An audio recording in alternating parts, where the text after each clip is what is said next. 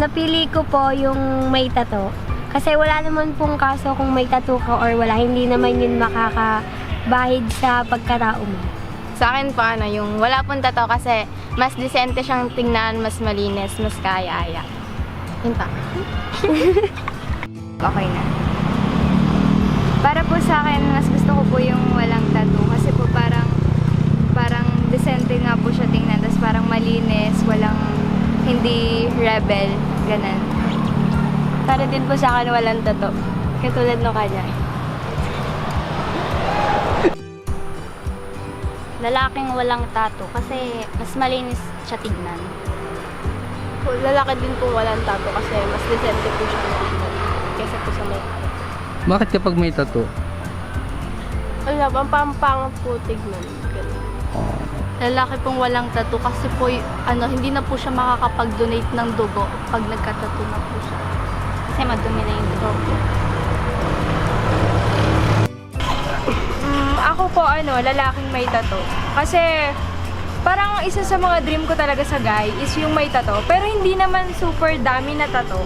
As in yung kahit dito lang, pangalan ko lang. Masaya na ako doon.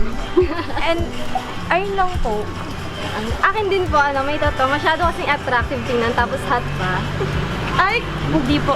Para sa akin po, walang tattoo. Kasi, for me, cleanliness para sa body ng isang lalaki, parang mas nakaka-attract yun sa akin. For a guy with a neat body, ganon. Pero depende pa rin kasi dun sa lalaki kung, di ba? Parang Hindi naman sinabi kasi dun sa sa post kung kung shota mo ba o hindi pero so kung sa sinasabi lalaki, dun- kapag nakita mo kasi yung lalaki, parang barumbado Pero kasi kung mahal mo yung lalaki, kahit may tattoo siya. sa preso.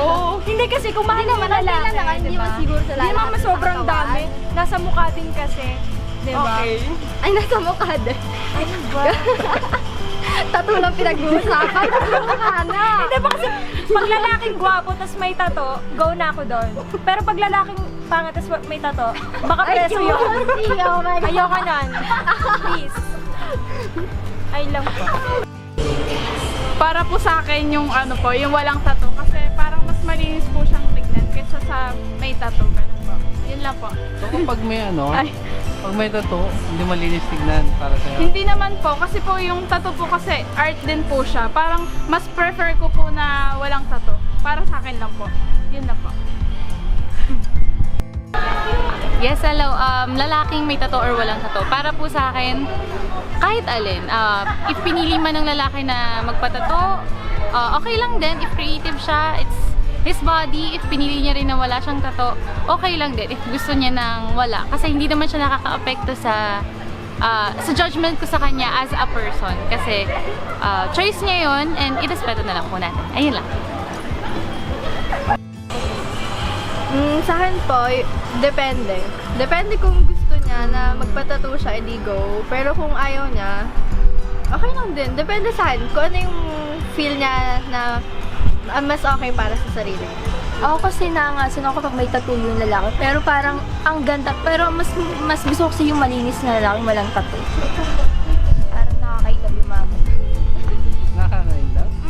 Parang sa akin, wala tattoo. Ang linis tingnan. Kung nag-enjoy ka sa napanood mo, i-click lang ang subscribe button para ma-notify ka every time mag-upload ako ng mga bagong videos.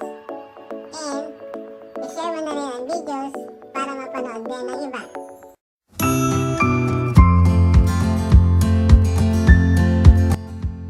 Hello. Shoutout po sa lahat po ng taga PUP Binyan and sa mga nagpaplano din pong pumasok or maging student ng PUP Binyan. Welcome po kayo sa atin. Yun lang.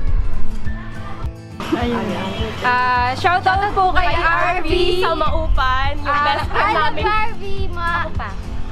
Galingan mo, bakla! Oh my God! Suportahan ka namin and shout out po sa family ko and sa business namin, Gummy Worm. Bili kayo and gusto ko Saan mabibili? sa bahay po namin. Sa De La Paz po, bili po kayo doon. Hanapin niyo lang po yung pangalan ng nanay ko. Mary napakasarap na gummy worm. Swear. Eh, yun lang po. Ikaw, ano siya shoutout mo? Wala akong shoutout. Ikaw may shoutout. Wala na, sinaid mo na eh. Ano ka ba? I-shoutout mo yung boyfriend mo. Boyfriend mo.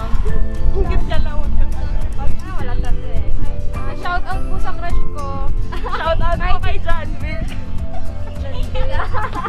Shoutout po sa crush ko kahit di niya ako pinapansin, okay lang. Ay lang po.